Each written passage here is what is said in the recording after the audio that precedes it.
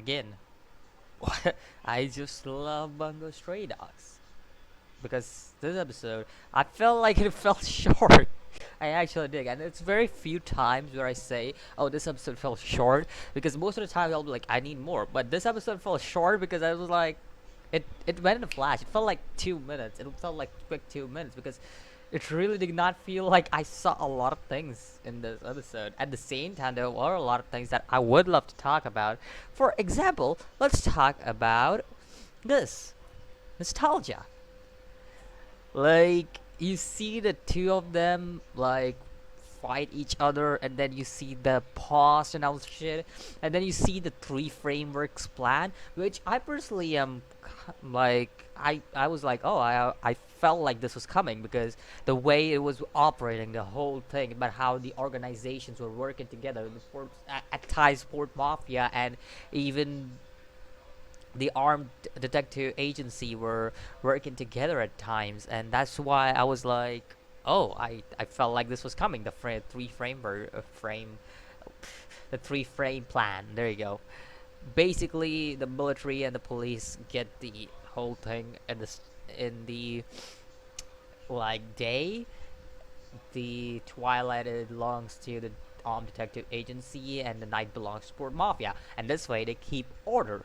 So I felt like this was coming some point or the other because it just felt it was so obvious by the way they were showing off these two organizations and how it always felt like this organization were trying to kill each other, but at the same time it always felt like that. Okay, so that's why I really felt. But one of the things that I really was, I'm like, give me a break. I'm like, give me a break. Like, Jesus Christ, I did not expect this guy to pop up from a cat that I've been seeing throughout all of the series. Like, come on, my dude. Like, this cat, which I have seen since like season one, he pops up, and he's just this guy, the boss, the ultimate boss. And I'm like, wow.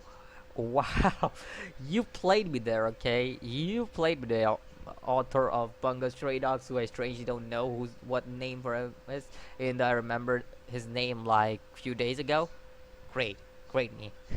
But that was a good play from the author because it just was like I I've seen this cat a lot of times pop up in this series, but I never paid attention to it because it felt so like out of place. The cat was so out of place, and it was always like away from what the natural thing used to be, and it just felt like, okay, it's just a cat. What are you gonna do with it? Like, oh, okay, you got this guy popping out of a cat. And I'm like, give me a break. That's just so. That felt so good. That felt so good. And then finally, we got to talk about this. Obviously, I'm gonna talk about the wires too, but one of the things that I really want to talk about, what's with his face? Now, the first thing I noticed when I see this image now is like, what's with his face? It's like, oh, okay. But the first thing I'm gonna talk about is how Atsushi and Akagawa are like noticing each. I would say they're acknowledging each other, like it's supposed to be acknowledging them like rivals should be acknowledging each other. That's what I'm seeing here. They're acknowledging each other here in their own way, and I kind of like that because they have been fighting for a whole 2 seasons, even though fighting together, fighting against each other, doing all the shit together, and all the shit together. That's basically it. I said that twice. Nobody noticed that. Okay, but yeah, you like these two are kind of amazing in their own way about how the rivalry goes since it was started in season 1, and since Octagon wanted to capture this red tiger since season 1, and it's gone this long up to season 3, where you kind of now can say that, oh, their rivalry is kind of taking this turn where you are like, that feels good.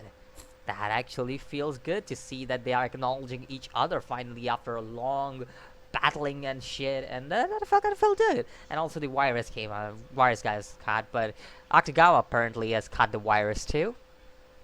Great. So next episode is the final episode, so I'm looking forward to it. Again, it felt like a short episode, okay? Even though it was like a 20-minute episode, it felt short because it just felt like, oh, time went quickly. Time just passed by when I was watching this episode. I'm like, oh, it got over so quickly. I'm kind of surprised. uh, yeah, I love this episode. I love this series. I love this series just because of the simple fact that it doesn't make me realize of time. Just because of the simple fact. Anyways, let me know what do you think about this episode of Bungou Stray Dogs, and I'll see you guys in the next video. As always, peace.